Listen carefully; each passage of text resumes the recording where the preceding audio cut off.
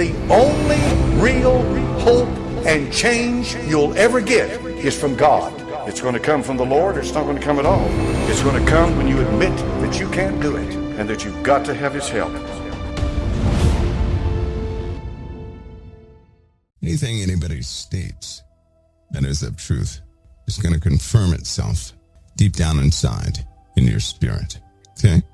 Nobody can mimic that. Nobody can. That would be the Holy Spirit, the Spirit of truth operating in you. It is what confirms a truth.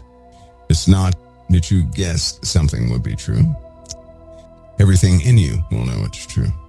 You don't know how. You may not be able to articulate it. You may not be able to go through any procedure or any type of process to validate it. You'll just know it's true. So we're going to discuss some things today that you'll find that out. Now, we all know for a long time there have been many stories told about many different things. One of the topics that is most discussed during this time that we live in right now is, those stories of what the world does. Disclosure. Their disclosure. I'm going to start our disclosure. How about that? And it's time. So I wouldn't call it disclosure, more like discovery. That's what I would call it, discovery. But I'll tell you something. In this world, in our lives as believers, it's important that we know what we're up against, what's been happening. It's very important. I'm going to begin by discussing something, a word, a phrase you guys are familiar with. And it's a modern day phrase. But what if I were to tell you that in fact that phrase is 4,000 to 6,000 years old? Would you be shocked? A common phrase. A phrase that people have gone and talked about. Something that men aspire to accomplish. It's an old term. Before I tell you what the term is, let me tell you why I'm going to mention that in the first place. There are some parchments, writings, documented history of something that happened a very long time ago. It's been found in Africa. It's been found in the Middle East. It's been found in Qumran. It's been found in Mexico. It's been found in South America. The same writings found all over the world. It's not something that a person would usually discuss. So I can tell you right now, it's a dangerous topic. Not to you, the listener, but to those who handle that knowledge. Dangerous because nobody wants the information out. And they do everything to kind of smother the information. Make it seem like it's needless, useless. Nevertheless, it'll give you some insights that will serve you well. It'll put things into perspective. It brings up some hard questions. It's very difficult questions. Nevertheless, I can't deny that I've seen it in too many places. I began to see this way back in 88. 88 was the first time. And from that point on, I've seen it in various places in the Middle East, right outside of Jordan and Israel. Israel, Jordan, Kuwait, Afghanistan, 2 places in Russia, or close to Russia. Africa, as I said before, Brazil, seen it in a few places. And it deals with something ancient that you are familiar with. On occasion, we have read the book of Enoch, but that's not what we're talking about. We're not talking about the book of Enoch. There's some other writings that are exactly alike, very similar. The whole set of whatever writings they come from, to my knowledge, has not been found. But the stories keep popping up. And it has to do with the fallen angels. The truth about the fallen angel. Not the controlled story. The only thing we won't get in today, and I don't know, we may, depends on where the Spirit leads me, is why it is so important, or it was so important back then, to remove that book, to remove those documents, those readings from history. They wanted that erased from history. Today, there's an active campaign to keep that out of your mind. It is. So I'm going to break that little thing now. Right now, it is so that you never find out what you're living in the middle of. Because if you can't see it, you're not going to be bothered by it. If you can't see it, you're not going to stop it. If you can't see it, you'll slowly conform to it. One of the reasons that was documented, they removed these writings so they could have centralized control over worship. In other words, and it's kind of bad to say this, but the priests of that time wanted people to come to them. They did not want people to go directly to the spiritual authority, our Father. They didn't. You wanted to control how people believe. They wanted to control your faith because of an old term that exists today. And it is an eye-opener. Because if you ever see this in ancient writings, it will make you look twice, 3 times, 4 times, and 5 times. You ready? So here's the term. New World Order. That is not a new phrase. Don't you find that ironic? That phrase, that term, the New World Order, that is not a new phrase. Here's what makes it so dangerous. Since it was found 4 to 6 to 7,000 years ago in those writings, it existed back then. What in the world were they talking about? You'd be shocked to learn the same thing they're talking about now.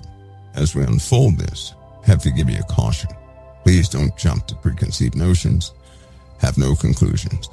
Have none. Okay, have none. This type of information requires confirmation from the Holy Ghost, not by assumption, never by assumption. This is a topic dealing with some very real things, very active things. Yes, it will put some things in perspective, but if I were you, I would not try to make anybody else understand it. It is something that the Lord will either confirm within a person or not. It is not something that you should challenge anybody with. In a lot of cases, knowledge. When you gain knowledge, then keep the knowledge. Never try to convince anybody else of that knowledge. Always wait upon your Father in heaven before you make a move to enlighten anybody else, so to speak. Right? You don't want to do that on your own. You need to know if it's a truth confirmed to you by the Father. Don't ever take any truth that I give you and say, well, that's confirmed. Don't do it to any human being or any spirit unless your Father in heaven confirms it within you. Hope you guys have that. So that means even if an angel comes up to you and that angel tells you something, do not confirm that as truth by assumption. You need the Holy Spirit to confirm that within you. It does not matter where it comes from. We live in a world of imposters. Today we're going to uncover the nature of how those imposters work and just why so many people have found themselves powerless in some of the most common situations. I mean common. But ironically, it won't provoke fear. By the time we're done, you'll understand. You'll understand. We're going to start with the fallen angels here real quick. So everybody knows the story of the fallen angels to a degree. Some know it by the King James Version of the Bible in the Old Testament, Genesis chapter 6. Some know it by Enoch. Some know it by Jasher. Some know it by other books. Some know it by some of the parchments that were found and some of the documents discussing the giants. Some know it that way. The fallen angels, they wanted something.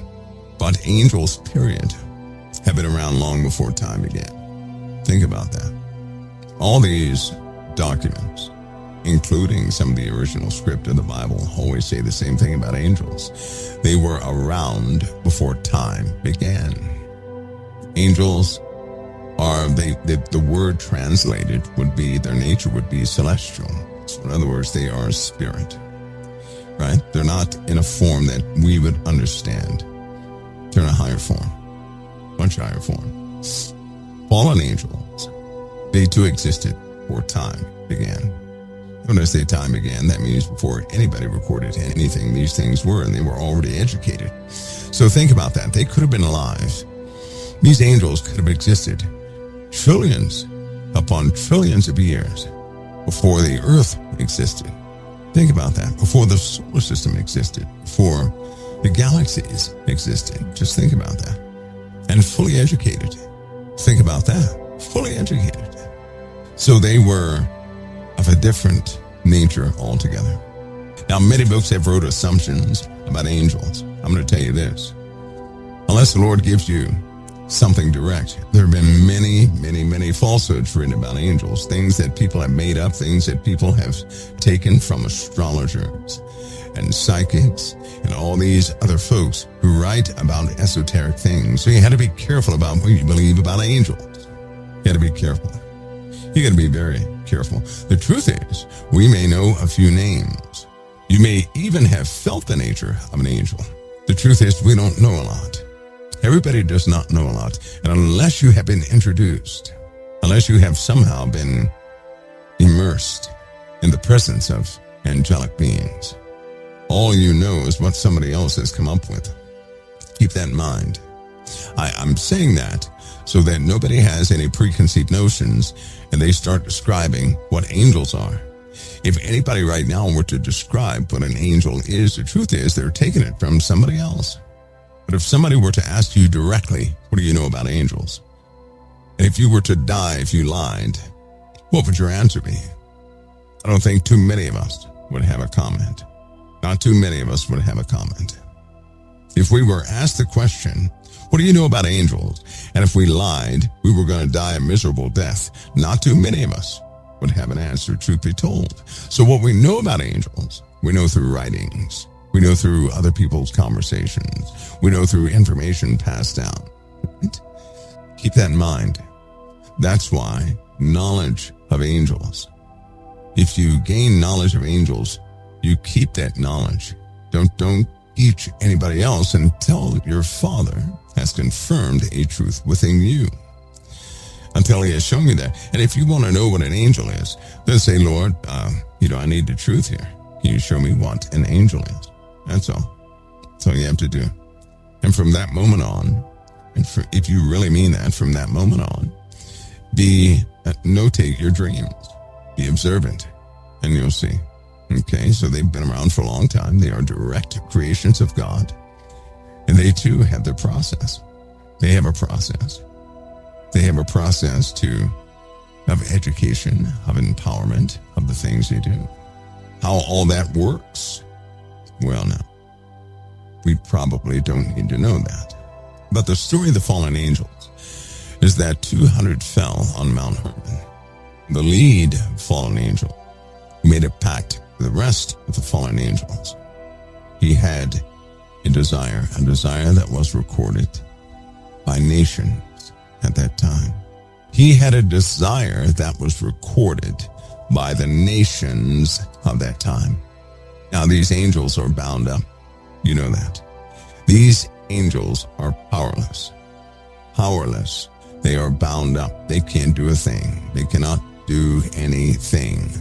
They can't do a thing. But it's only 200.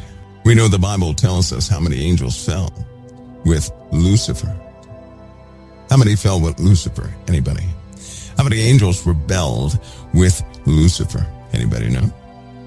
Somebody give me that. There we go. 1/3 of the angels fell with Lucifer. Now these were watchers. They were assigned to watch over the earth to intercede for mankind. Simyazza was their leader, and he decided to do something on the earth. They were watching over the earth, watching over mankind. He decided within himself, similar to Lucifer, and in fact it's just like Lucifer, you could say, he decided that he could subdue the earth better than the Creator, and that he and the other fallen angels, that they would have children on the earth far better than humans. Far better than humans. So they made a pact on Mount Hermon. They took an oath. And they were bound by some sort of mutual contract, I'll say, that they would take unto themselves wives.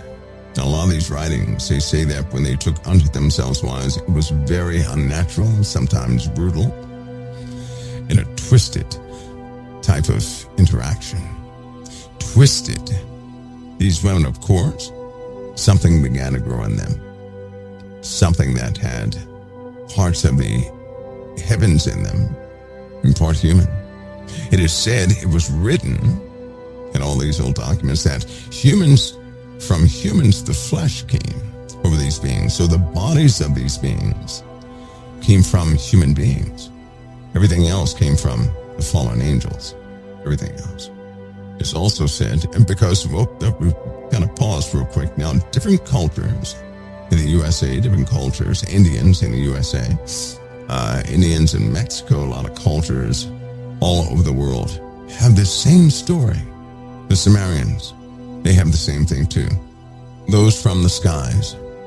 In America, a lot of the Indians call them the serpent gods, came down, made it with women, and they had children. And some of the children, destroyed the woman before they were even ready to come out because they grew so fast.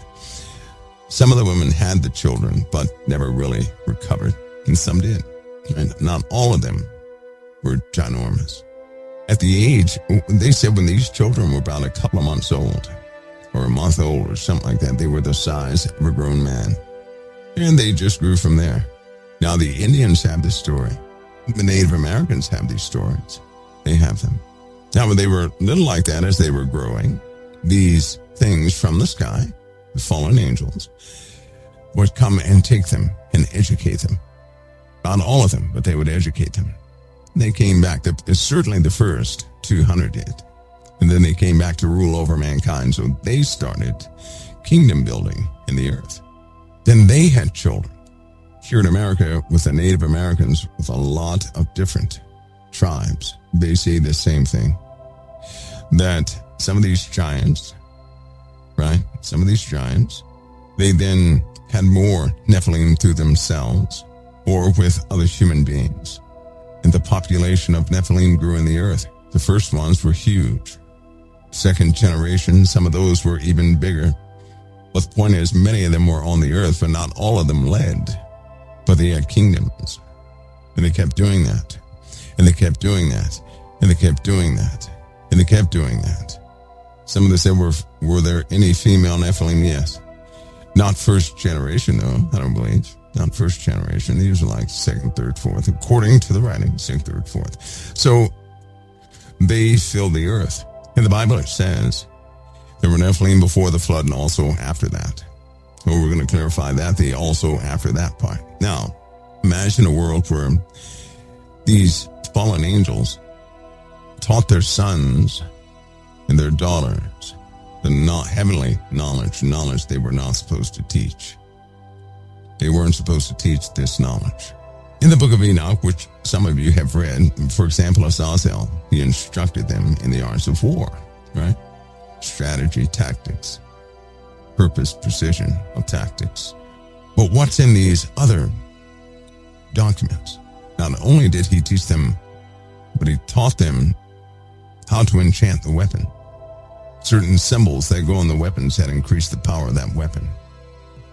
And with him and Kokabeel and Tamiel, Asbiel, all these different fallen angels, they essentially taught the Nephilim some powerful things that mankind was not supposed to know.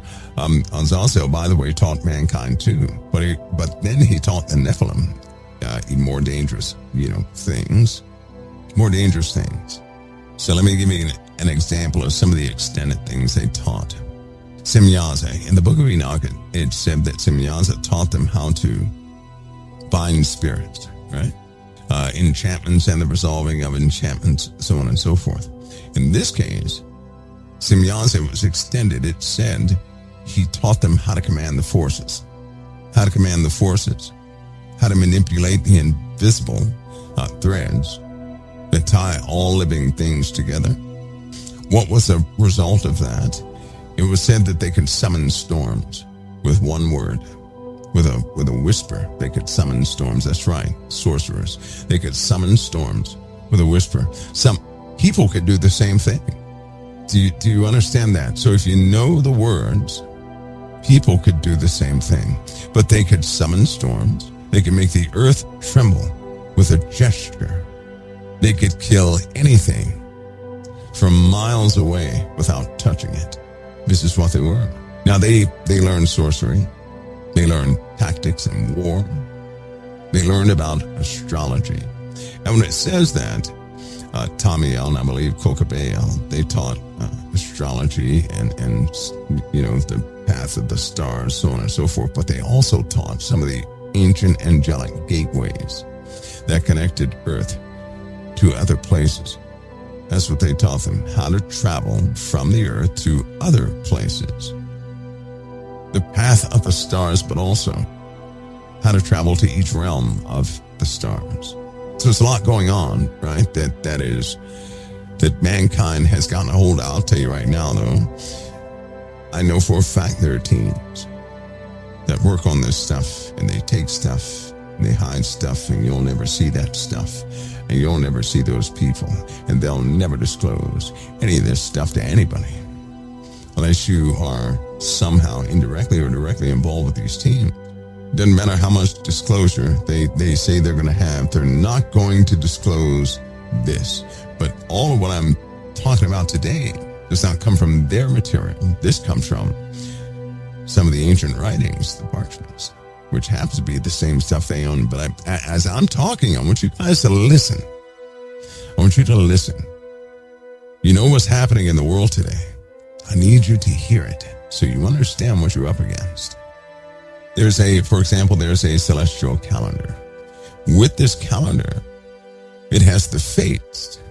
This calendar has the fates, actual fates of things that happen on the earth like clockwork. Then you have these, I'm going to call them meatball astrologers, right? Who try to make money off things. If somebody knew about true astrology, they would not try to make money off of it.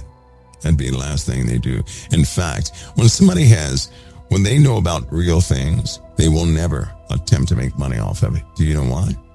Because they're not going to think the same as everybody else. That's why. They're not going to try and make money off it. When somebody tries to make money off something, they really don't know about that specific thing. They don't know the implications of it. They don't know the power of it. They don't know that. If they knew the power of it, the last thing they would do is attempt to sell it. They certainly would not irresponsibly give out that knowledge. They wouldn't do it at all. That goes to say that if there are people who know about this, and I'm sure there are, you didn't read about it. You didn't. They're going to hold that close in families. They will. They understand the implications. Not the implications on you, but the implications on the person who would dare speak a word. The Nephilim can take it. They were half human and half angel. They could take what came from speaking these words, but a human being cannot. They'd be hard-pressed to take speaking them. For a human being to speak one of these incantations, one of these phrases, it would be like you giving up your life force right there that very moment in a very painful way. How about that? So yeah, they could speak it, something would take place. They would be in pain for the rest of their lives. Would you ever use one of those words if you knew it? Because when what they taught them, right, God uses authority. This is not what they taught their children. They didn't teach their children authority. They taught their children a type of manipulation, a type of deal, a give and take language. So sure, you can speak a word and have something happen, but it will certainly take from you. But if you're half angelic, angels don't die.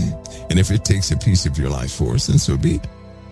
But a human being, you're done. You're finished. You're done. Finished. Which is why there's some real world things that happen where people attempt to get another person possessed. And if that possessed person doesn't, it's of no consequence to their mortal bodies. So there are a lot of people in the earth that try to get a person possessed for that purpose. A controlled evoking of these incantations. Let me continue though. So they taught their children all these different things. And their children, being in this world, being kings over places, I believe that the Sumerian tales outline stories of the Nephilim, and they left out the Zechariah's ascension, did not translate the horrible things. He didn't. Here's everybody believing that somehow the Sumerians were just like you and I. They were not. They were not. Whenever you come across the pantheon and all these different things, start looking at the characters and how their names diverge, but how similar they are, because they're talking about the same people. I'm not going to call them people, the same things that were on the earth at the time. But these things had a problem. They were spirit and they were flesh. Their flesh hungered. Their flesh hungered, and it would never end. They were starving their entire lives. Though they would eat and eat and eat, they were starving. There are stories written where they would go stand over the ocean and scoop up a bunch of fish and whales and everything else, and they were still starving. In the book of Enoch, it says they ate up all the acquisitions of men. These other writings, they corroborate that, but they were still starving. Then they began to eat people.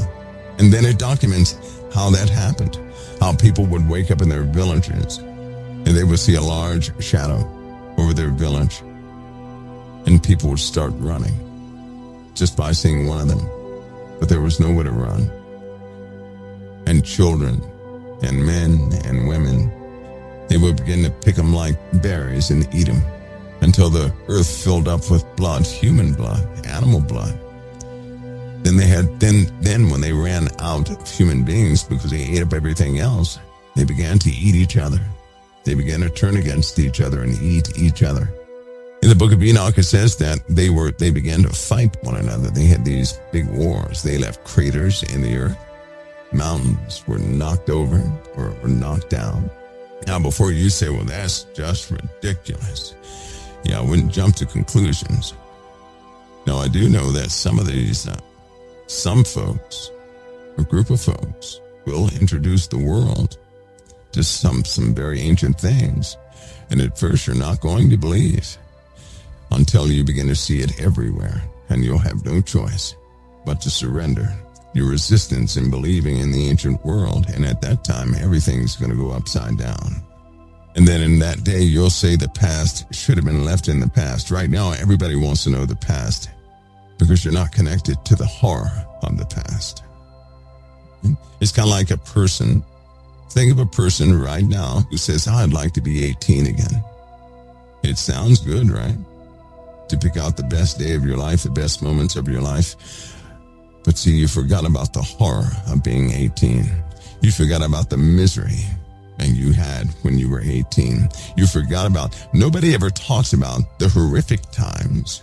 They talk about going down memory lane. That's what they're thinking about. And they say, well, I'd like to do that again.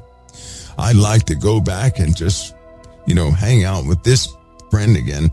But then if you begin to think soberly about that time back in the past where it was just your glory days, there was misery and a little horror, stress, and some more things you totally forgot about.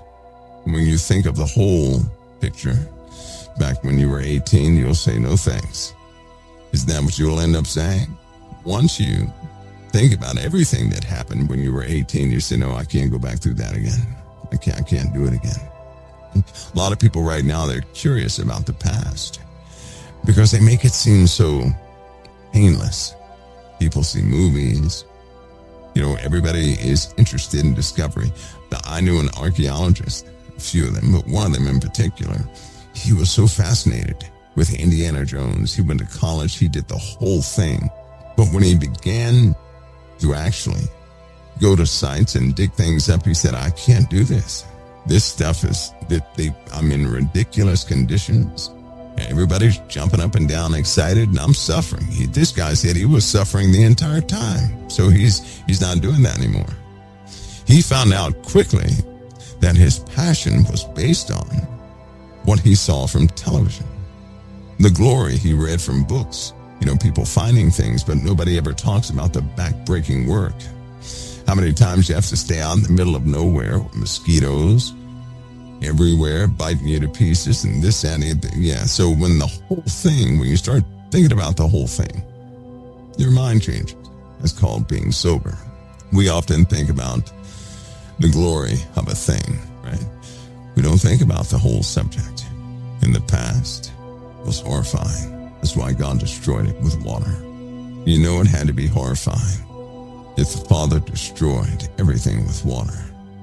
Now, some people say, well, the Bible says there were Nephilim before the flood and also after that. And that's why Goliath was there. Right? That's what they say.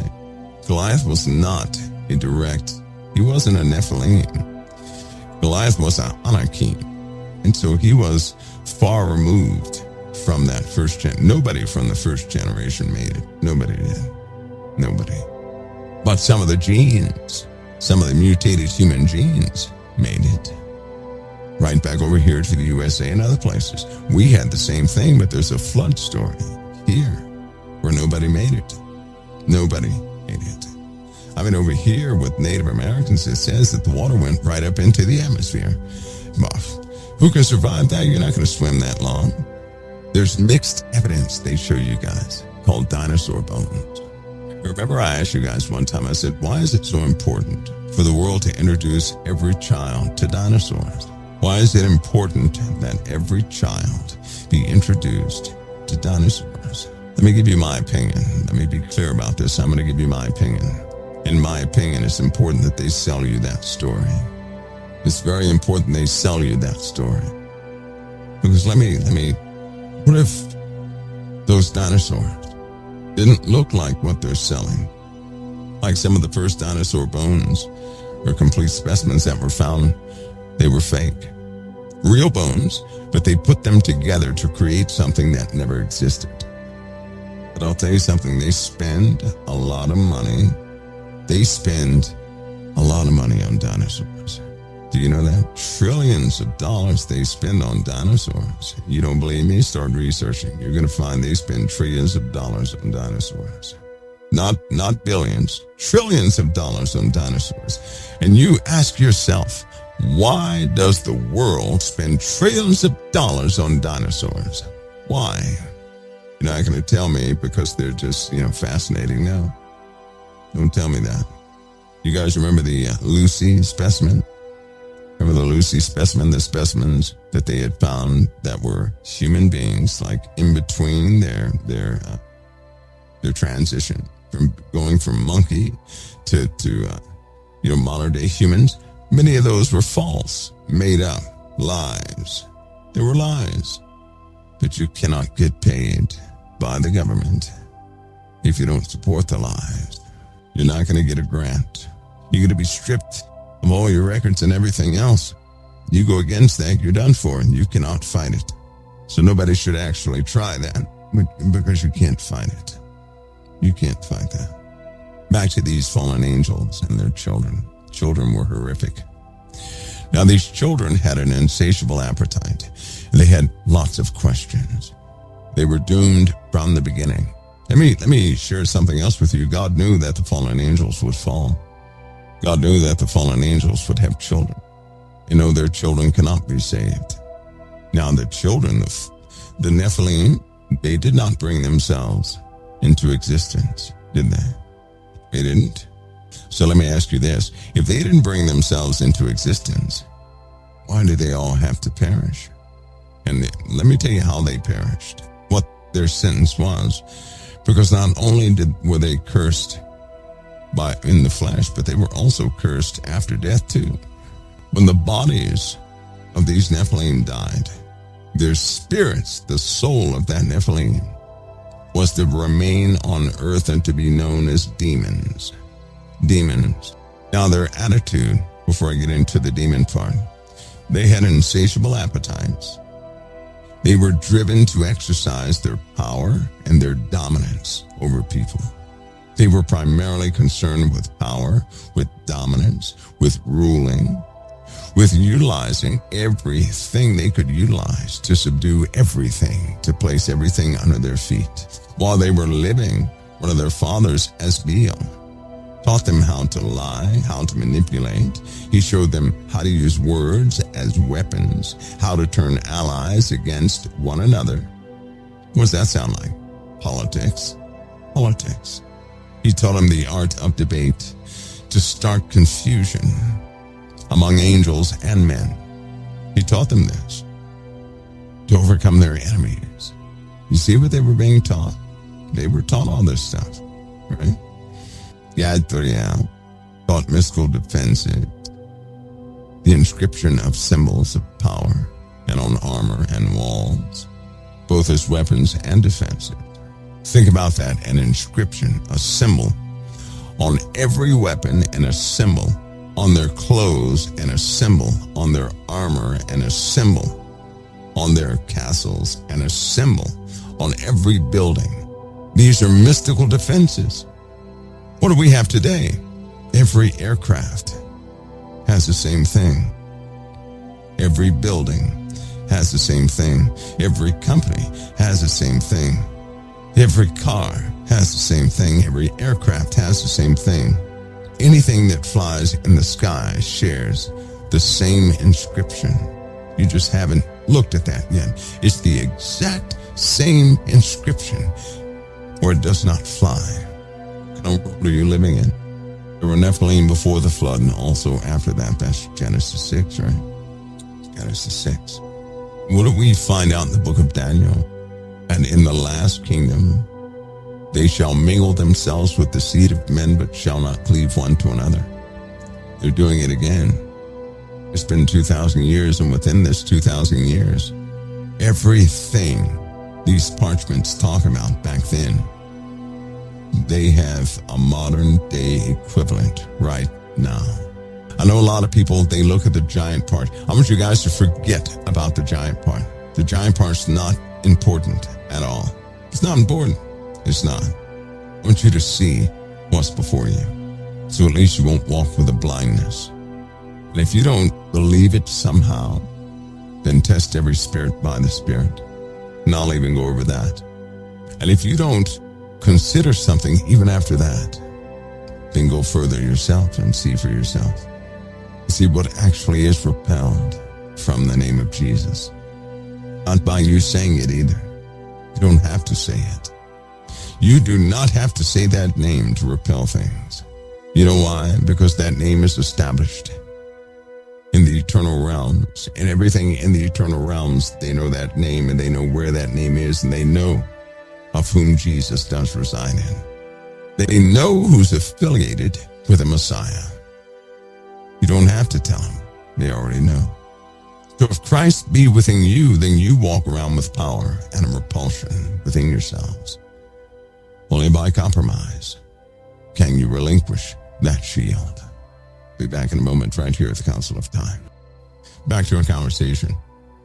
The same desire. Oh, by the way, forget their giants. Forget their giants. Okay? Forget their giants.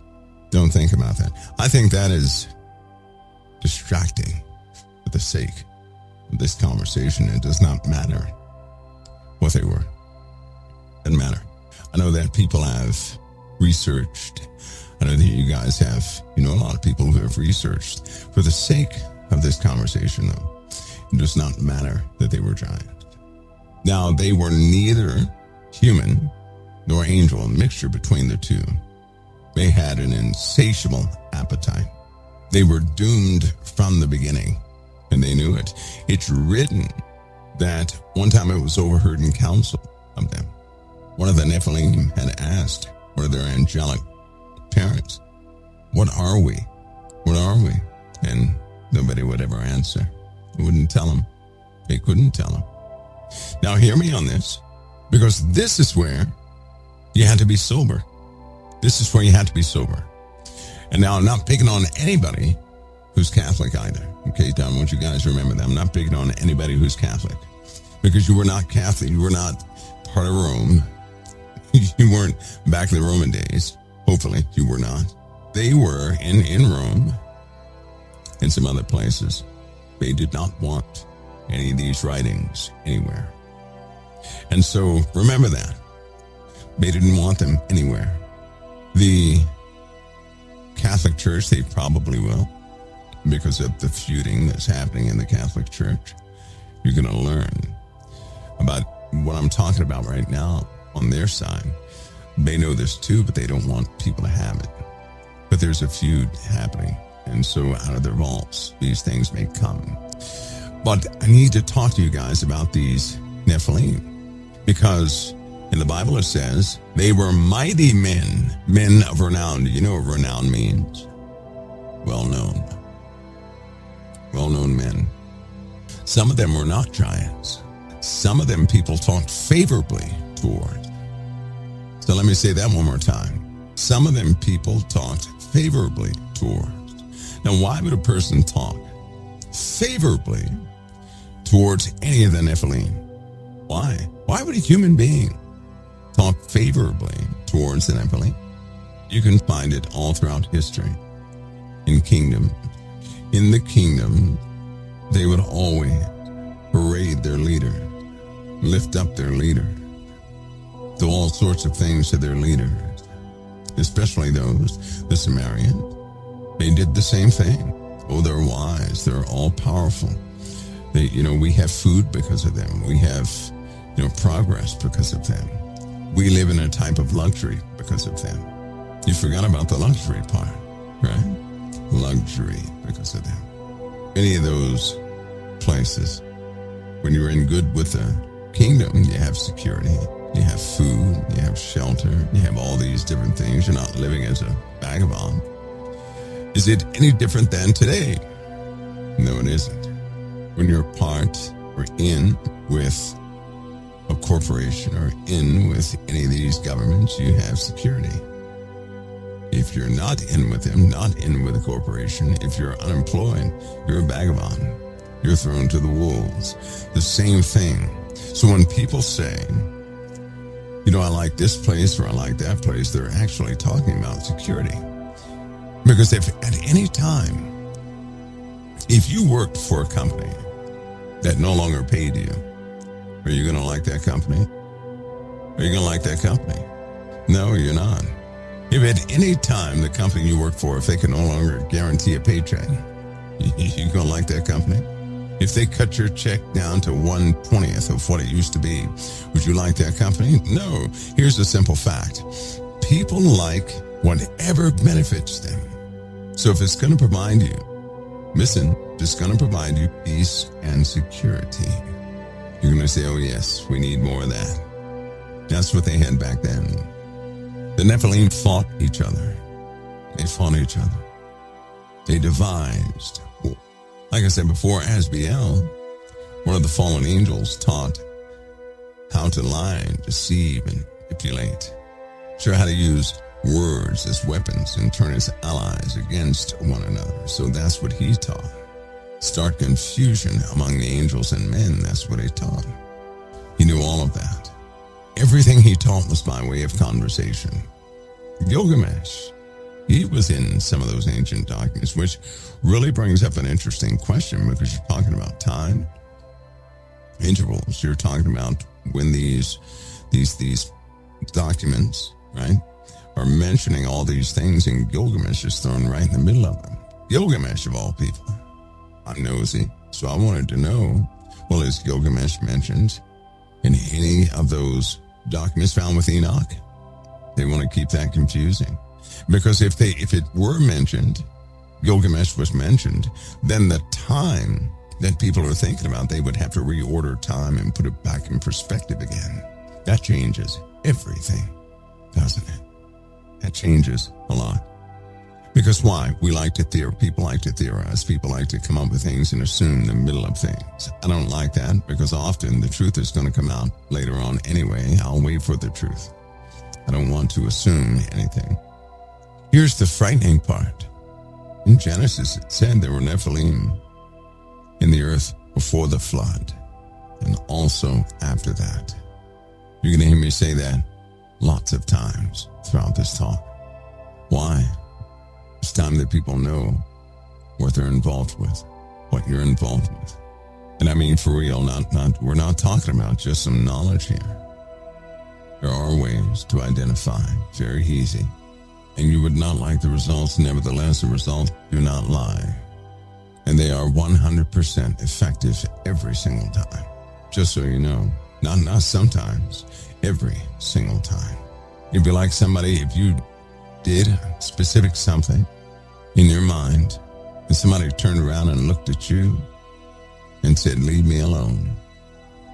And if that happened every single time, well, I think your world would change, your worldview would change. I also know that a lot of people would not know how to handle that, to have a realization that they're right in the middle of something that they didn't really choose to be in the middle of, to be able to identify the truth of what's all around you, what's been around you since you've been born, is a wake-up call. It's like being hit in the head with a sledgehammer, saddening to others. Now, as I said before, some of these Nephilim were renowned, mighty men. People regarded some of these Nephilim as honorable, as great, as they looked up to them. That's who people wanted to become. But let me stress this. Just like back then, right now, you have some people who look up to people and they want to be just like them.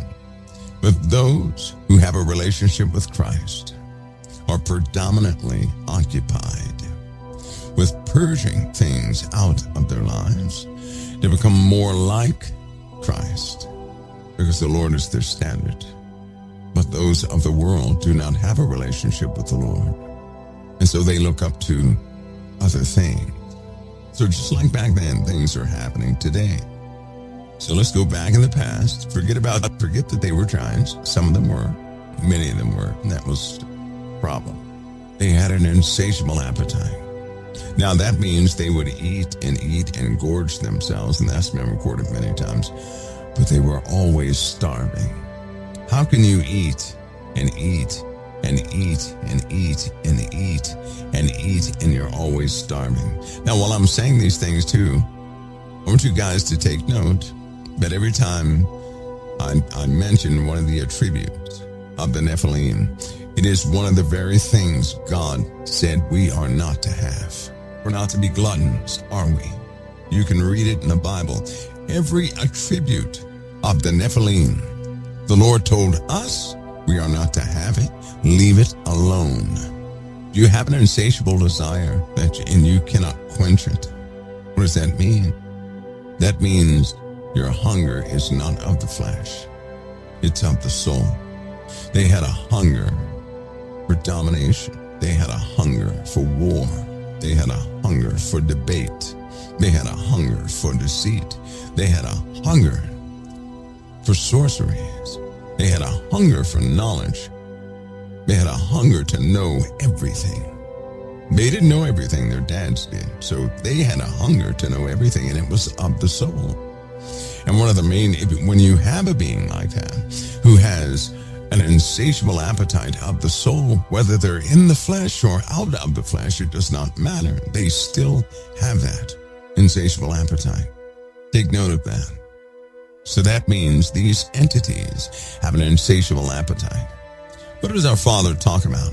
Lust, the lusts of the flesh. He always talks about lust. A lust is an unquenchable desire. That means you want something, but every time you get it, it's never enough. That's what lust is. That's what the Nephilim had. That was their very nature. That's something they struggled with no matter how much they consumed, no matter how much they learned, no matter how much they killed, no matter how much they fought. They had an insatiable appetite to keep doing the same. And they did so until just about, the blood of the earth was crying out. They consumed the acquisitions of men. They consumed man and beast. They consumed just about everything. People were hiding.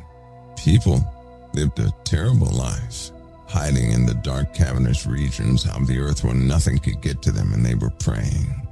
They prayed. And Enoch was alive in that time. And they were afraid of Enoch. They were afraid of Enoch. Enoch was a human being, but they were afraid of Enoch. It's something. Enoch is a known character, but no one wants anybody to learn about Enoch. In the Bible it says Enoch walked with God, right? Enoch walked with God. That's what it says. They were terrified of Enoch. Both the fallen angels and the Nephilim could do nothing against Enoch. Isn't that interesting? The Nephilim couldn't even touch him. They could not touch him. With all the killing and disasters these things were causing against people, they could not touch Enoch. Why? Why? Because Enoch had a relationship with the Most High. That's why. Because they're part angel. Angels have barriers. Angels have certain rules. They cannot help by their very nature they have to follow. They cannot touch anybody who's in relationship with the Father.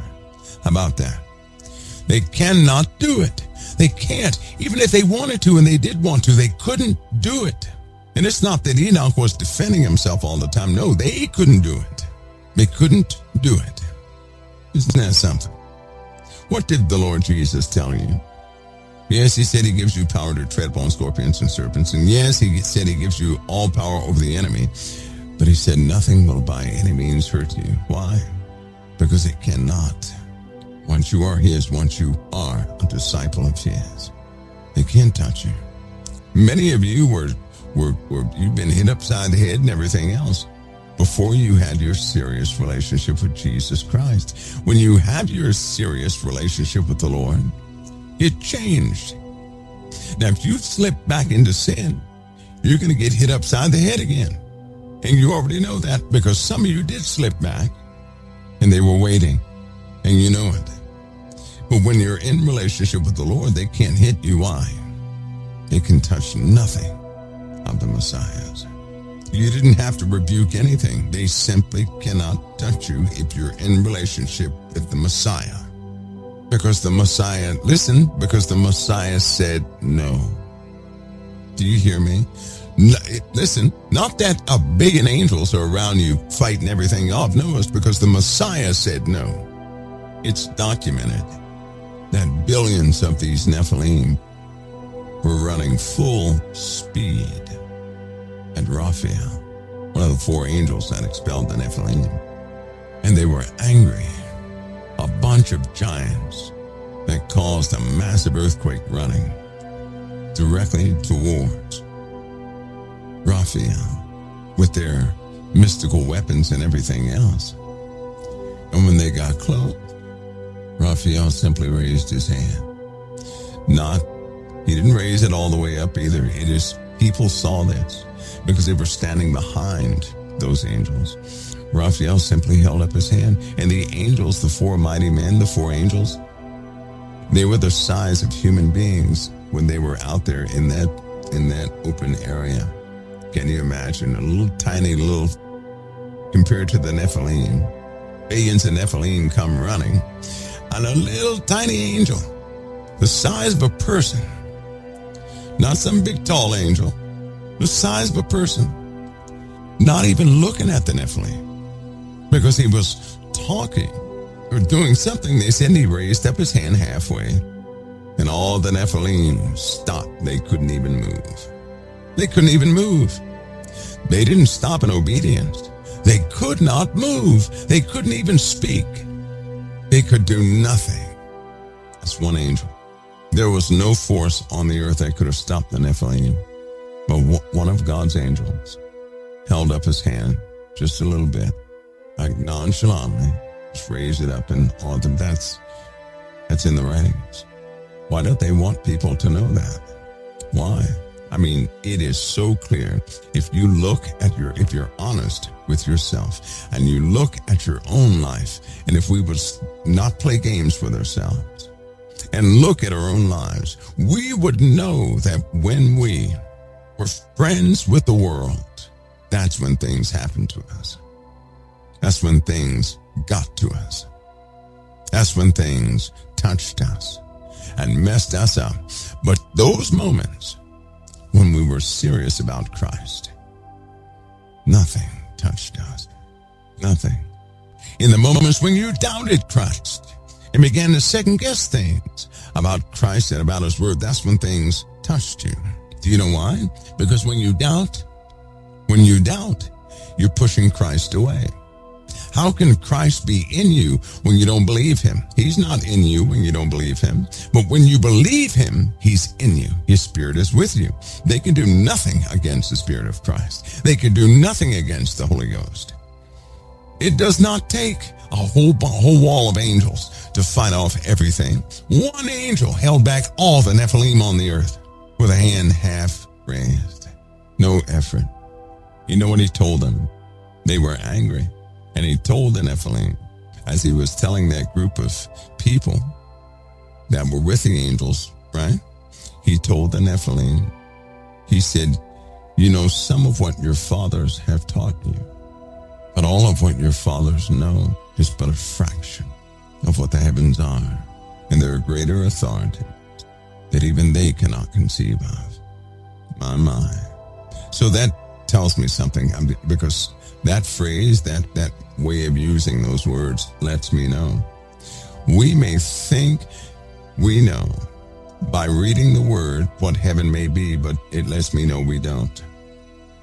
In fact, it lets me know if an angel cannot hold what heaven is within themselves, how in the world can we do it?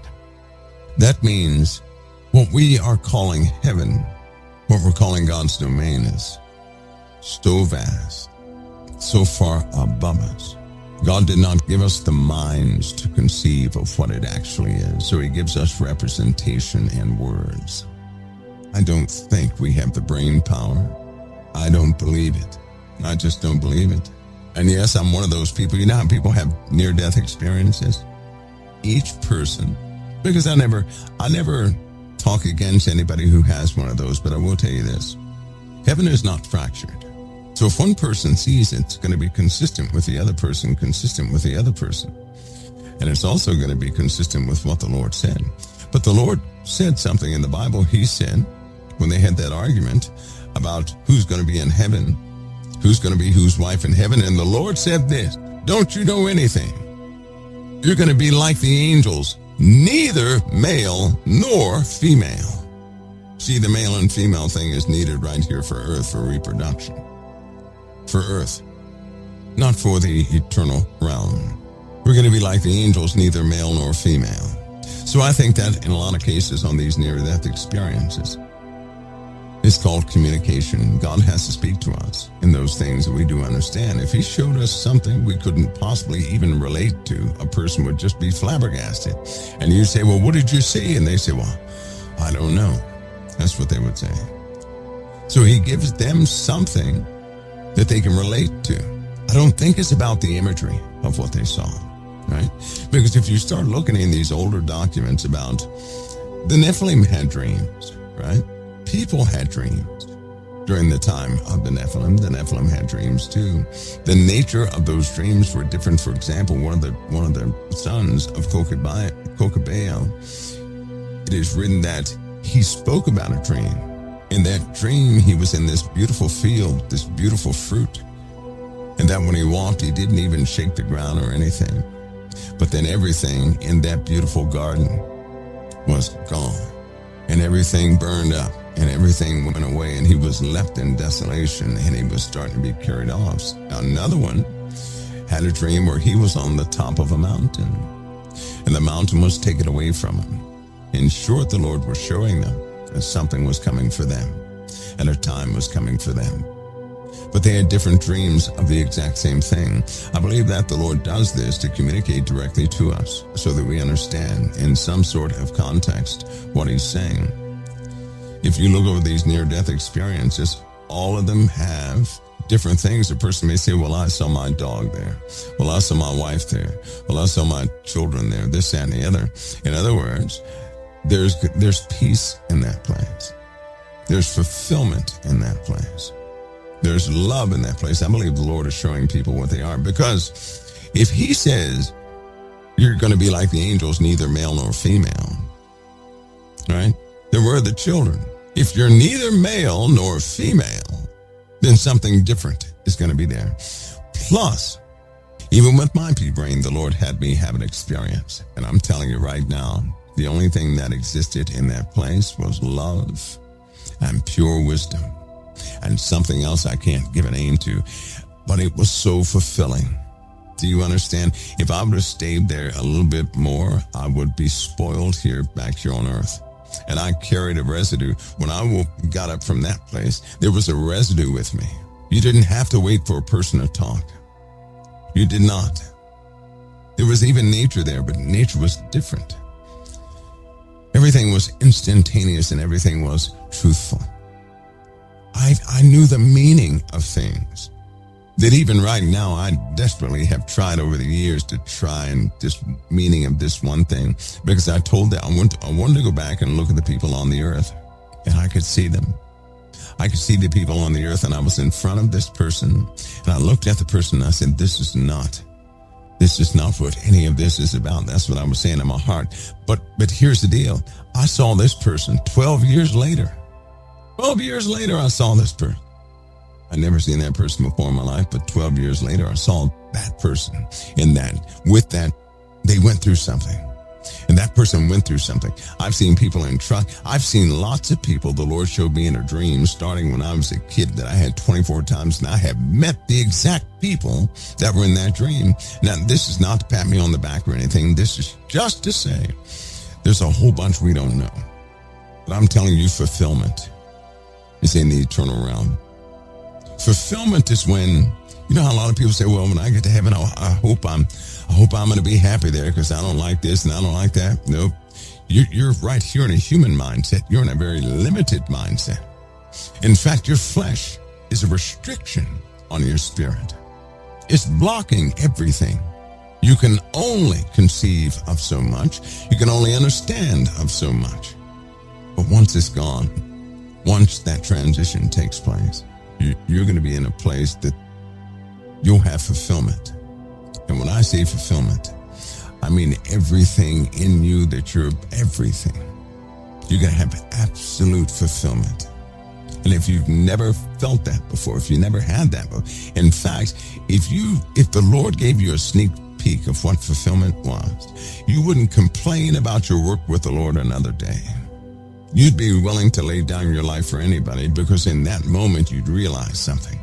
There is nothing in man's mind, nor is there anything he can conceive of, nor is there anything he could invent or dream of that would even come close to what the Lord has for us. Even for the worst of us, we don't have the minds.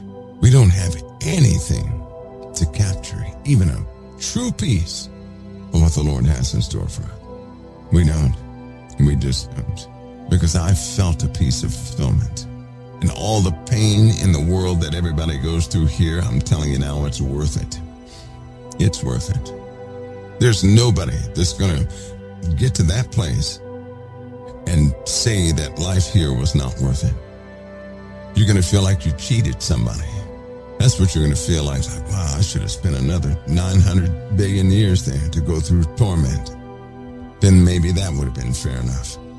But see, our problem is we think everything has to be within the realm of our thinking. We do so in great error. Back to the giants. Back to these Nephilim. They're no problem to the angels.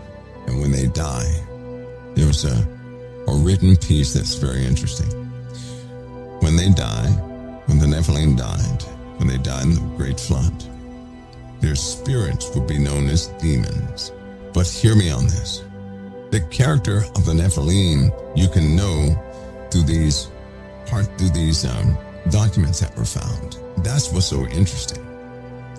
There was a Nephilim that always negotiated, a group of them. They always would negotiate. They were nice, they were inviting, but they always negotiated. They were always plotting and planning.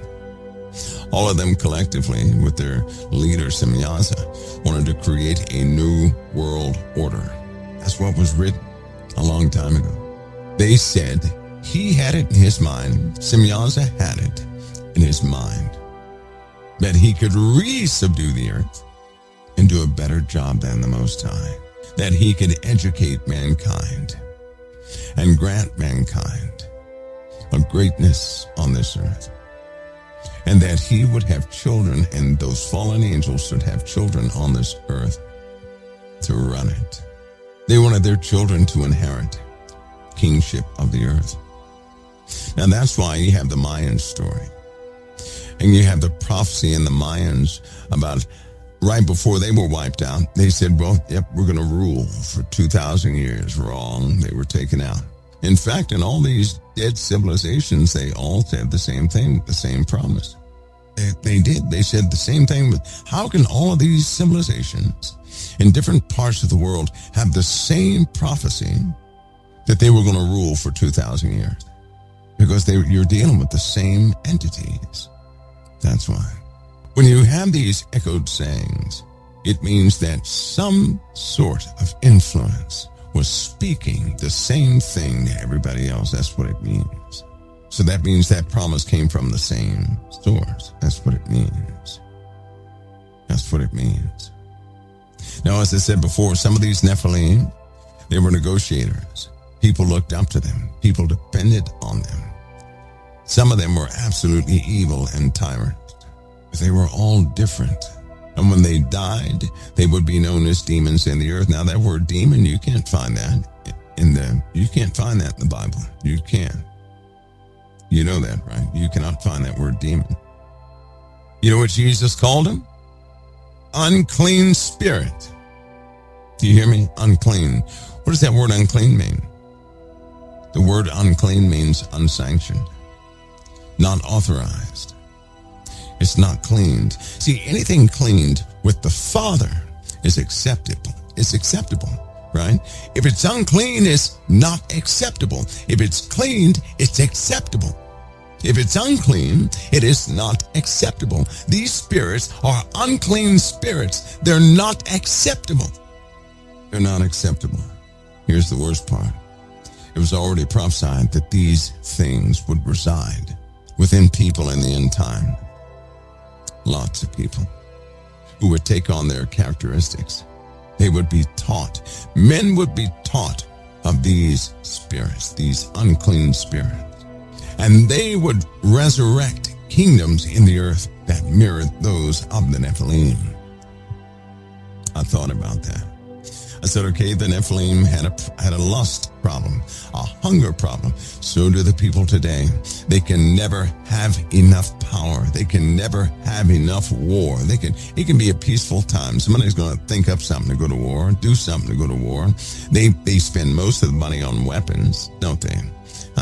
They spend all their time with intellectual things, not to save humanity, but to venture beyond Mars or something like that. Just think about that. We spend most of our intellectual time thinking about things that will never benefit humanity. We spend most of our time because we're curious on things out there. And with everything we learn, it's never enough. With everything we get, it is never enough. With everything we achieve, it is never enough. With everything God has given us, it is never enough. So what influence do you see over mankind right now? Right now, what influence? The same thing that existed thousands of years ago. The same characteristics, the same mindset, the same everything. It's one thing the Nephilim did not do. They never thanked their parent angels. They never did that. They never thanked them. Because in truth, they always wanted the admiration for everything they did, and they would fight over the admiration. They wanted people to look at them as though they were the answer to everything. That's what they wanted. So in front of the people, they did many things taught by Asbiel, Azazel, so on and so forth. They can't do anything. They're bound up. You're not going to release them by saying their names. They're done for. But their children, here it is. Those angels are bound up, but they taught their children everything they knew. And their children are on the earth right now. They're known as unclean spirits. They're all over the earth. Can you see the world you're in right now? Can you spiritually discern the tug, that day-to-day tug of war that you're going through? Why does your spiritual walk, and it seems like a harmless walk in the world, why do they contradict so much? Why is it always that you have to let one down to take up the other? Why? That should tell you something right there. And why is there always some sort of power that will come and cover up things? When you have an insight spiritually like that, something comes quickly to cover it all up. Why is your flesh drawn to the rituals of this world? You ever get in the habit of doing the same thing every day? That's ritualistic. That's for your flesh. Your spirit doesn't need that. Your flesh does. What is that? It's a form of control. See, nobody wants to feel like they're out of control. So what do you do every day? You exercise that control. Hear me on this. Come on, you got to see this of your flesh. You will exercise that control so you have a sense of control. If you do not exercise that control, you feel like you're losing your mind. You feel like you're losing your mind. So what is that? That's another point of contradiction. Can't you see it? In fact, one of the best pieces of advice for a person is to clean up their environment. Make your environment neat, to clarify your thoughts. But that still, it forms habits. And with those habits, you will control it. See, we all do it because if somebody came in my domain and started moving stuff around, I'd be like, oh, what are you doing? Right? Because you're going to notice. Why? Because it's our environment and we like things the way we like it. But I'm trying to show you something in your flesh, not your spirit, but your flesh. Your flesh needs placement, and it will always hunger for a type of control, period. Doesn't matter who you are, it's going to hunger for a type of control, always. It wants what it wants. You know in the Bible when it says the flesh and the spirit do war against one another, that means they're not on the same page. That's what it means. They're not on the same page. They are in fact against each other. And what has power to influence your flesh? Anybody know? What have you been contending with? How does a demon truly get in somebody's life? An unclean spirit. The Nephilim, how do they get in your life? Because they want, listen, they desire badly to be in flesh again. It was already written that would be one of their major desires, would be to exercise themselves in flesh again, to be in you, to be in a body where they can feel again, where they can hurt again, where they can do things again. So it is said of these Nephilim, they had extraordinary strength, extraordinary intellect. They were extraordinarily harsh. Many of them were, right? So when you see of a person getting possessed, everything mentioned in these 4,000 to 7,000 year old papers manifests in that person. The same exact things. And they lie about their names. Why would I'm going to tell you something. I personally I don't need to know. I don't go by men's doctrines. And just in case you don't know, yes, I've directly fought some things in my life, right? I did not do it by name, not by their name. I don't need to know their name. I just need to know that the Messiah is my Savior.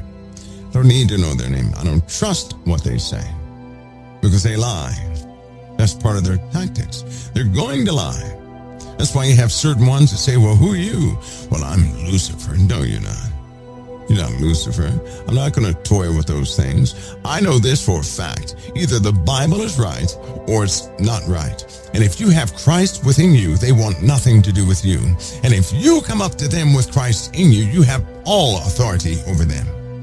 But you cannot invite them nor challenge them by way of your flesh. If you do, you just invited them in. You can invite the Nephilim through your disobedience. You can invite the Nephilim through your emotions.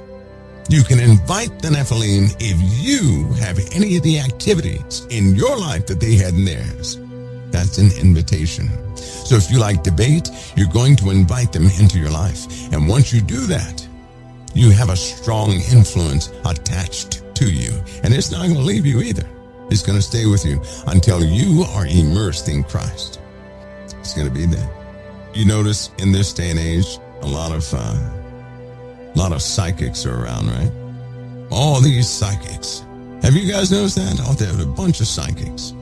A bunch of them. Yet none of them can name anything that's happened in the world before it ever happened. None of them have helped out anybody, have they? Even that is a form of them. They're very cunning. They are. Remember when Paul cast the demon out of that woman? He said, hey, do you realize what you're doing? Now I'm over here preaching the truth, and you're over there doing your thing, trying to dovetail off what do you know what you're doing? And he cast that demon out, and the guy said, now what am I going to do for employment? She's powerless. She has no abilities because you just cast it out of her. Now what am I going to do? You made me go broke. You guys ever read that in the Bible? That's in the New Testament, by the way. Just in case you haven't read that. Just in case you haven't read that. When you do that, they become part of you. Now the Lord gave us a list of things to check ourselves with. A clear distinction between the affected flesh and the health of your spirit. But for the sake of this conversation, take a look at the world as it is right now and tell me that nothing's wrong with it, that those things of old have nothing to do with the world today. Could you tell me that with a certainty? Do you see what's happening? Imagine when it surfaces, there will be a disclosure, not of ET. It'll be a disclosure of truth, of who's been influencing who. And when that truth comes forward, it's going to cause a sickness within people they never thought possible. That means in our lives, we have some serious choices to make. We can either lift up the name of the Lord and begin to see the truth of this world and do the work we've been sent here to do. We can continue to attempt to bridge the gap and to lift up the Lord and the world at the same time. I can assure you that's not going to work. Because once you get involved with the one, the other one drops. Look carefully at the world. Now, you're not to be stuck. None of us are to be stuck in ignorance. So let me do a recap on something. He clearly said that this kingdom, this last kingdom that we're in, I believe the word they used was flushed, something like that. In other words, people would be full of these Nephilim spirits. They're not giants, but they have the same unquenchable desires, the same behaviors, the same knowledge. Listen to me. That means people are walking around utilizing the knowledge of the Nephilim in modern times right now. And if you go back yourselves and read exactly what these things had knowledge in, and you start looking at the world now, that's what gives you a shocker. Because what they couldn't finish then, they're finishing now.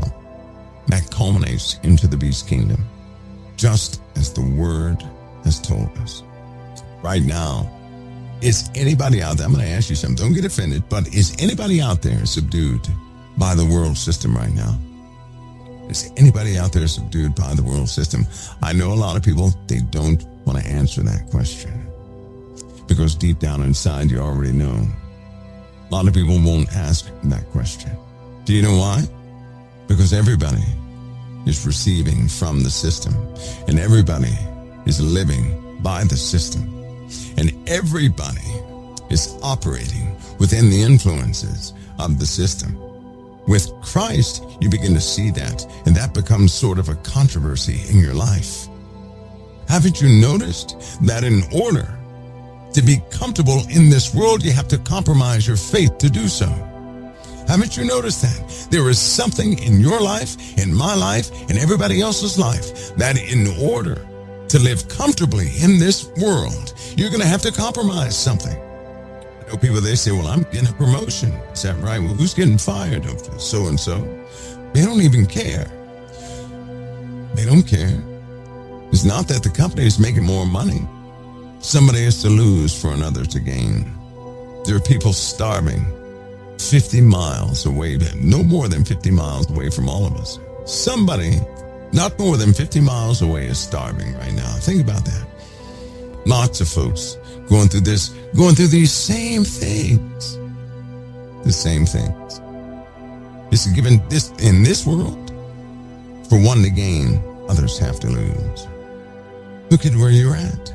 Because with the Lord, you're either, listen, if you're with the Lord and the Lord's within you, you speak differently, you do things differently, everything is different.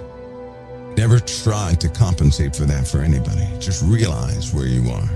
You're supposed to be here, but realize where you are. You all know there are some details. We just touched the surface of something. There are certain activities in the lives of the Nephilim that are an influence upon you right now. And just in case you don't know, as I said before, there is a method of testing this that will give you feedback 100% of the time. That means if you were out in the public without saying a word, and you employ that method that nobody could hear, somebody would turn to you and say, "Leave me alone."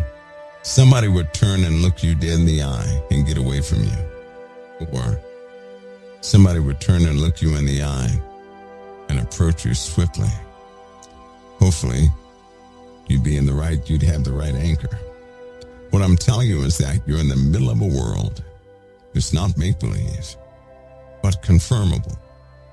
And that's the first part, the basis. I believe people should know of what they're dealing with, what this influence is upon them. Now, these things have no power over your lives unless you invite them into your lives. And to invite them into your lives is to become exactly what they were. And the only way that's going to happen is if you do not have Christ. That's why they fired yet another exorcist. That's why the Catholic Church stopped another exorcist, because they're saying the same things. This disclosure topic is dealing with demons. Do you not know that everybody who has said that or has that idea has been either killed or taken out of the loop or hospitalized? There's a person who should be floating around. It'll start floating around on the internet. This guy is a physicist, but he too came to the conclusion that these other unknown things are likely have or something to deal with demons. Except this guy recorded a traffic stop. Listen, on the traffic stop, a medical person came up to him and demanded that he come to the hospital to be evaluated. You can't do that on a traffic stop. If you guys saw this, you'd say, "No way." But it happened. And this person is held to this day, but he's not the only one. There are dozens upon dozens of people being taken and held in hospitals, or nobody sees them again, who have had positions on the inside, who have come to this conclusion.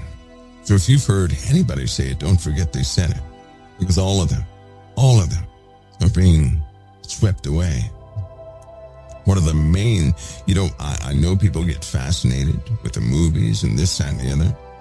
I think it's time people begin to understand what they've been dealing with this entire time, and what the emphasis, the importance of Christ is right now in this kingdom. This kingdom has already been prophesied. The Lord already knew they were coming. Now, somebody asked me one time, can the tares and the Nephilim, can they find salvation? You don't understand if you're asking that. You don't understand. They're in their soul, right? It's one thing for the flesh to have a big appetite that can never be quenched. It's another thing for your soul to never be able to be satiated. No satisfaction of the soul means you have a lust problem in the soul, and that is unnatural. If you have a lust problem of the soul, nothing will satisfy you. And if you cannot be satisfied of the soul, that is the very nature of darkness itself. You do know that, right? If your soul cannot be satisfied, a Redeemer's never going to be enough. God will never be enough. And that is the entire issue with darkness itself. Don't you know that? Satan has the same problem. His soul, the soul of Satan, can never be satisfied. So he's always going to want more. And the soul can never be satisfied. You will always seek to have more than what you're given. And what you're given will never be enough. That is darkness. That is darkness. That's what leads people to do the worst things in life they have ever done. That's why the entire Bible is set up to have us understand what lust is. It's the same thing. Lust is an unquenchable desire.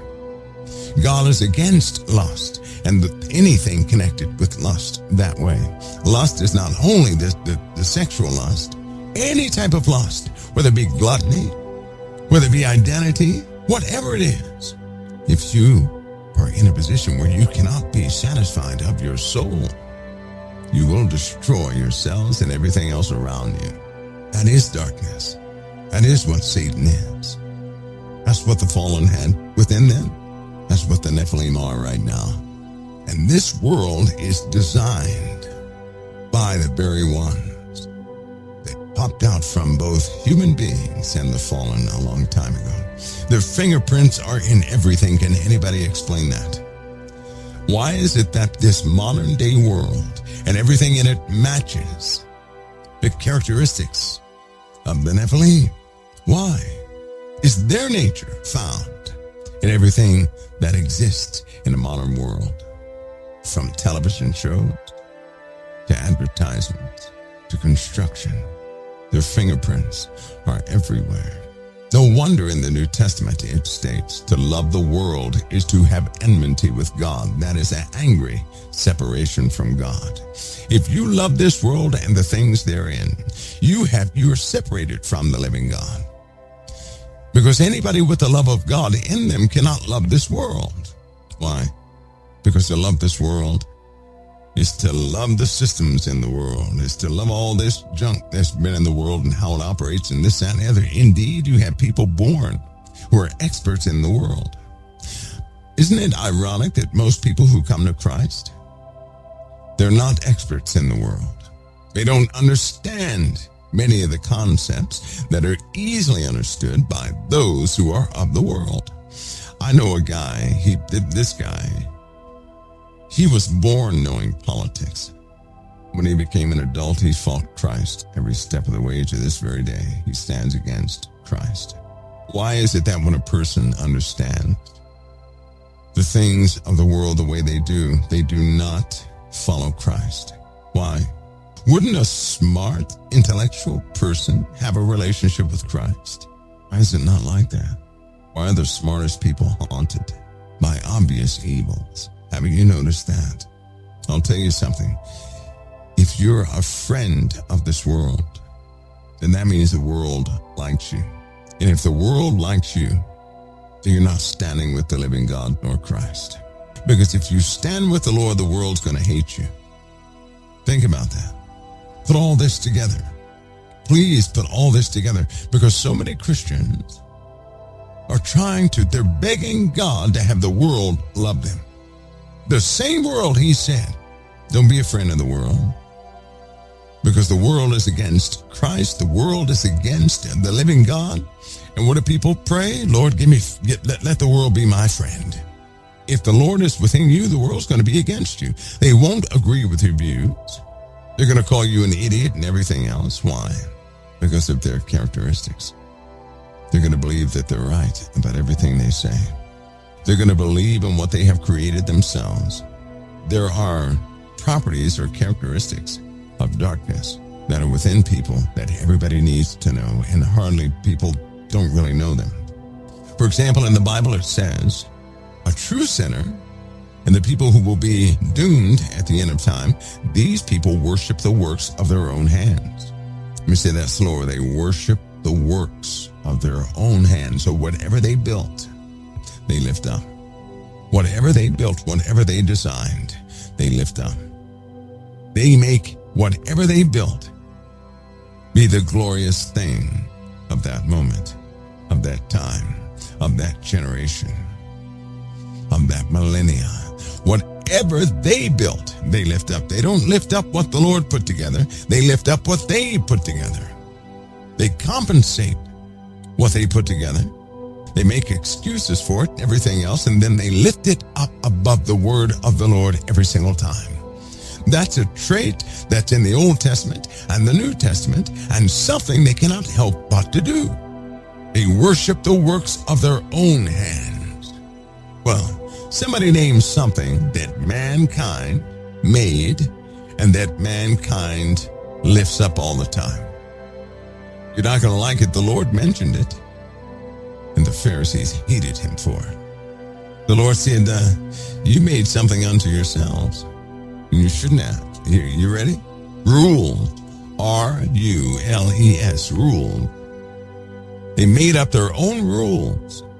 And they lift their own rules up above everybody else's. Think about that for a moment. Just think about that for a moment. Just for one moment. And you'll start to see it. You'll also start to see how that many without knowing are already in worship of something extremely dark, and it takes Christ to rectify that. Now, with Christ, that's the only way justification can be brought in. So what am I telling you? I'm telling you this. Without morals, it's an abomination, and that's going to be the end of it. See, if it weren't that way, how then could the beast system ever come in? How could the system of the beast ever be propped up if somehow man were to rectify some things by morals? Like politics, like the Constitution. The Constitution is a beautiful work, it truly is, but it's not going to work without morals. If you get a bunch of twisted people, how is the Constitution going to work with a bunch of twisted people? And yes, it is something that man created. Just don't jump on the side of those who try to invalidate those things in the Constitution. Don't jump on the side of those who also turn it into an argument. Don't jump on that side either. It's a well thought out document. The problem is you have to be moral for it to work, because freedom of speech. Well, what if you get a bunch of people out there that curse? They're protected under freedom of speech. Blasphemers protected under freedom of speech. You see how this goes? You see how it goes? So let me clarify this. When he creates something, you can only break it. When man creates something, if you lose your morals, the devil can use it. The devil cannot use God's word. He can break it, he just can't use it. Like, they can't do that. But man is different. Man is not the creator. And anything we make, right? Man came up with a constitution. Anything we make can be used against us. I think it's important for all of you to know that within yourselves. You got to know that within yourselves. Because believe me when I tell you something like the Constitution can be utilized to cause you to become an abomination. Imagine if somebody made you kill somebody else because they weren't following the Constitution. Who's the bad person in God's eyes in that case? You are. So there are people purposely trying to drive people bonkers by doing things in a very specific way to taint what you meant for good. They're tainting it. Don't let people do that. Do you hear me? In your homes, don't let anybody taint what you have meant for good. Don't let them taint it. Turn it into some sort of curse. How do you stop them? Stop falling for what they're saying. Don't get drawn into what they're saying. Stop believing what they're saying. You know why people get loud and angry and everything else at somebody else's comments? Because they believe every word they say. Since when do we believe every word that man says? I believe the word of the Lord because it's from the Lord. But I do not believe every word that man says. The only way you're going to get upset is if you believe everything that man says. Please think about that. That'll keep you out of the upcoming riots as the fires sweep through and the rogue nation breaks away. But that's a midnight hour discussion. Realize the world you're living in. Identify it. Stand with those things of the Messiah and of the Word of God. Stand with them. Because these are the days of inventory. People are being accounted for. And stop being afraid. Don't live your life being afraid of dark forces. Don't do that. If one angel halted all the Nephilim, you have more than one around you. Angel, that is. But still in good standing with the Father. How can one angel be so powerful? Haven't you got it yet? The word is messenger, correct? What does a messenger do? It carries a message from somebody else. The messenger is not the originator of the message. The messenger simply carries the message. When God gives a message to an angel, if he were to tell Michael, subdue the sun, does Michael always have the power to subdue the sun? No. As God commands, the command is the power. If God were to tell someone to do something, the command is the power. If God were to tell one of you, hey, I want you to go lay your hands on so-and-so and go back home, it's not that you have the power. But when you obey the Lord, you're going forward with his message, and in his message is the power. You see that? So as you go to do what the Lord has sent you to do, you've released his word by way of obedience on somebody else. God watches over his word to perform it. So if it's his word, he'll perform it. You're just bringing it to them. And nothing can stop you. Why? Because he told you to go. If he tells you to go somewhere to do something, then he's empowered you to plow through everything to get there. You have everything you need to accomplish what the Lord sends you to do. Just make sure he sends you to do it, so you'll be empowered. Now, if you go on your own, you're on your own. Do you understand? If you go on your own, you're really on your own.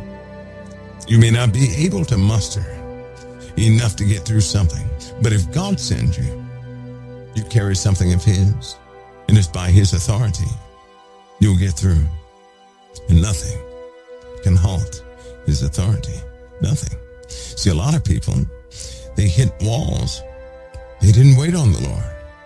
They went on their own, and they can't muster enough. But if God sends you, nothing can stop you. See, that's what one of the leading Pharisees told the other Pharisees. He said, hey, be careful what you do to these men. Because see, what God starts, nobody can stop. And if you fight against them, you're going to find yourself fighting against the Creator. That's what he warned them about. He said, you better be careful what you do to these men. If this is from God, nobody has power to stop it. But he told him if it's not from God, it's going to come to an end. He told him, be careful. All of us should remember that. We can walk in these ways, but we have to finally simply acknowledge they are what they are. And yes, we have sent ourselves. And yes, we have initiated conversations we shouldn't have at the wrong time with people in his name because we wanted them to change at that time. Time for us to walk forward with his authority. Unstoppable. Don't you think? Oh, and I like this scripture because we were just talking about angels, right?